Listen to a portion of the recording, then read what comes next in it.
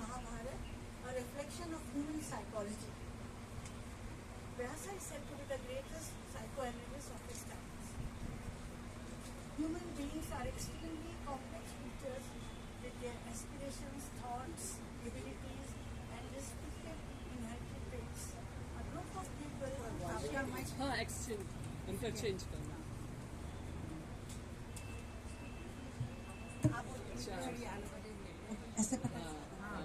a group of people sharing common place, culture, values, or identity are termed as community. With the passage of time, subtle changes do occur gradually in the customs, culture, and traditions of each community. But it is remarkable indeed that basic human nature never changes. Past can never be isolated from present or future.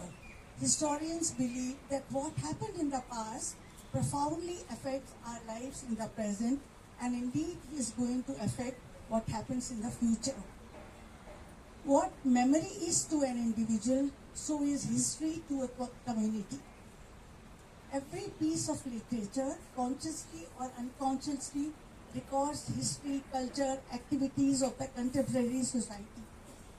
So, the critical and analytical study of literature is one of the main sources of gathering historical matter.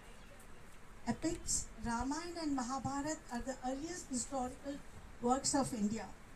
Swami Dayanand declared epics to be the encyclopedia of ancient Indian life and wisdom. Ramayana is replete with ideals and idealism, whereas one can always relate to Mahabharata with many situations in real life that can be identified with various incidents depicted in Mahabharata. Its characters inspire interest, curiosity of every Indian belonging to any caste, community or religion. Justice Jagannath Rao held that Vyas posits an intricate dharma where rights and wrongs are bewilderingly mixed. Only a great visionary like sage Vyas could create the encyclopedia called Mahabharata.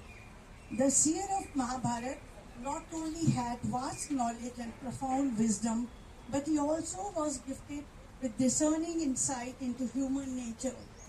We get glimpses of this quality of Vyasa as we read Mahabharata thoroughly. In life, no human being is perfect. Each one has some weakness, and the worst of the human beings also has some positive quality. In Vyasa's concept too, there was nothing absolutely white or black. That's why none of the characters of Mahabharata are glorified.